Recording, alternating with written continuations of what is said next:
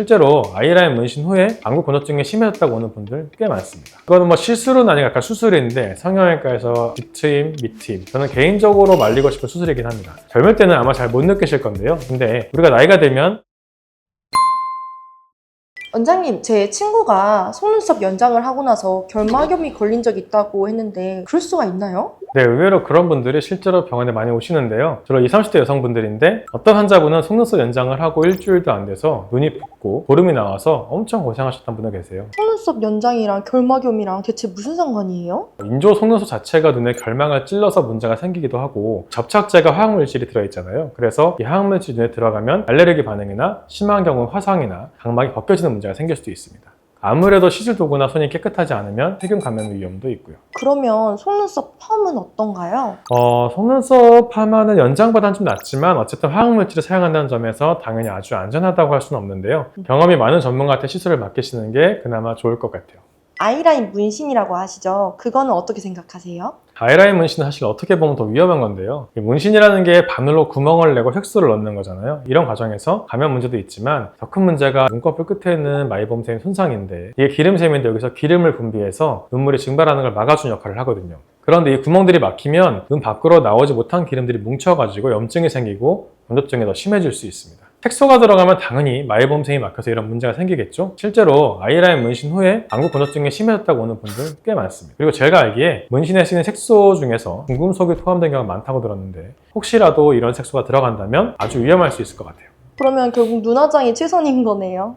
그렇다고 할 수 있는데 물론 그런 것들을 매일 하기가 귀찮고 번거로워서 하시는 시술이겠지만 눈화장이 훨씬 안전하죠. 다만 주의사항이라면 마스카라나 아이라이너 사용하실 때 눈꺼풀 안쪽 점막 부분을 좀 피해 주시고 바깥쪽에만 발라주시는 게 낫고 매일 밤 꼼꼼히 지우는 게 중요합니다. 그리고 한 번씩 따뜻한 수건을 물에 적셔가지고 한 5분에서 10분 정도 눈꺼풀 위에 올려주고 온찜질을 해주면 기름샘이 뚫리는 데 도움을 줄 수 있어요. 그 외에 또 눈에 안 좋은 시술 같은 게 있을까요? 그거는 뭐 시술은 아니고 약간 수술인데 성형외과에서 뒷트임, 밑트임, 저는 개인적으로 말리고 싶은 수술이긴 합니다. 이게 외양각 인대를 끊어서 눈을 넓히는 수술인데 눈을 감는 기능에 영향을 줄 수 있거든요. 그래서 수술하고 나서는 수술 전처럼 완벽하게 힘있게 눈을 감을 수가 없어요. 당장은 큰 불편을 못 느끼실 수 있는데 시간이 지나면서 눈이 잘 안 감기니까 찬바람이나 이물질이 계속 들어가게 되고 이게 눈시림이나 안구 건조증으로 발전할 수도 있습니다. 젊을 때는 아마 잘 못 느끼실 건데요. 이 눈물샘 기능이 좋거든요, 젊을 때는. 근데 우리가 나이가 되면 눈물샘 기능도 떨어지는데 그때 정말 불편해질 수 있습니다. 문제는 한번 끊어진 인대나 절제된 조직은 다시 만들어낼 수가 없다는 거죠.